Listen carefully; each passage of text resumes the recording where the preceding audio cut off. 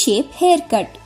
ನಿಮ್ಮ ಕೂದಲನ್ನು ವಿವಿಧ ಆಕಾರಗಳಲ್ಲಿ ಕಟ್ ಮಾಡುವ ಮೂಲಕ ನಿಮ್ಮ ವ್ಯಕ್ತಿತ್ವಕ್ಕೆ ಹೊಸ ಮೆರುಗನ್ನು ನೀಡಬಹುದು. ಬೇರೆ ಬೇರೆ ಆಕಾರಗಳಲ್ಲಿ ಕೂದಲನ್ನು ಕತ್ತರಿಸುವ ತಂತ್ರಗಳೂ ಸಹ ವಿಭಿನ್ನವಾಗಿವೆ. ಬನ್ನಿ, ಈ ವಿಡಿಯೋದಲ್ಲಿ ನಾವು ವಿ ಶೇಪ್ನಲ್ಲಿ ಕೂದಲನ್ನು ಹೇಗೆ ಕಟ್ ಮಾಡುವುದು ಎಂದು ತಿಳಿಯೋಣ. ಕೂದಲನ್ನು ಕಟ್ ಮಾಡುವ ಮೊದಲು ಗ್ರಾಹಕರ ಕೂದಲನ್ನು ಪರೀಕ್ಷಿಸಿ. ಸ್ಕ್ಯಾಲ್ಪ್ನಲ್ಲಿ ಯಾವುದೇ ಕಟ್ಸ್ ಅಥವಾ ಗಾಯಗಳಿಲ್ಲವೇ ಎಂದು ಪರಿಶೀಲಿಸಿ. ಕ್ಲೈಂಟ್ಗೆ ಏಪ್ರನ್ ಅನ್ನು ಧರಿಸಿ ಮತ್ತು ನಿಮ್ಮ ಕೈಗಳನ್ನು ಸ್ವಚ್ಛಗೊಳಿಸಿ.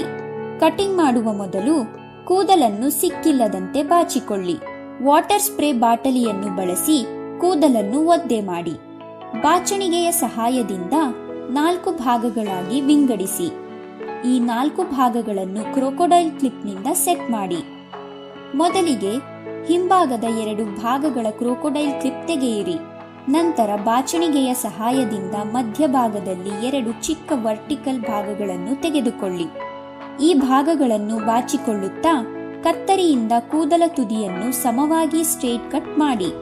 ಇದು ನಮ್ಮ ಗೈಡ್ಲೈನ್ ಆಗಿರುತ್ತದೆ. ಎಡಭಾಗದಿಂದ ಚಿಕ್ಕ ವರ್ಟಿಕಲ್ ಭಾಗವನ್ನು ತೆಗೆದುಕೊಂಡು ಗೈಡ್ಲೈನ್ ಬಳಸಿಕೊಂಡು ನಿಮ್ಮ ಬೆರಳುಗಳನ್ನು 60 ಡಿಗ್ರಿಯಲ್ಲಿ ಓರೆಯಂತೆ ಇರಿಸಿ ಕೂದಲನ್ನು ಕಟ್ ಮಾಡಿ. ಕೂದಲನ್ನು ಕತ್ತರಿಸುವ ಮೊದಲು ಬಾಚುವುದು ಕಡ್ಡಾಯ ಎಂಬುದನ್ನು ನೆನಪಿನಲ್ಲಿಡಿ.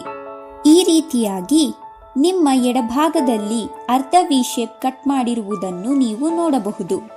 ಈಗ ಬಲಭಾಗಕ್ಕೆ ನೀರನ್ನು ಸಿಂಪಡಿಸಿ. ಇದನ್ನೂ ಕೂಡ ಎಡಭಾಗದ ಕೂದಲಿನ ರೀತಿಯಲ್ಲಿ ಕಟ್ ಮಾಡಬೇಕು. ಬಾಚಣಿಗೆ ಮತ್ತು ಕತ್ತರಿಗಳನ್ನು ಕೆಳಗೆ ಇಡಬಾರದು ಎಂಬುದನ್ನು ನೆನಪಿನಲ್ಲಿಡಿ.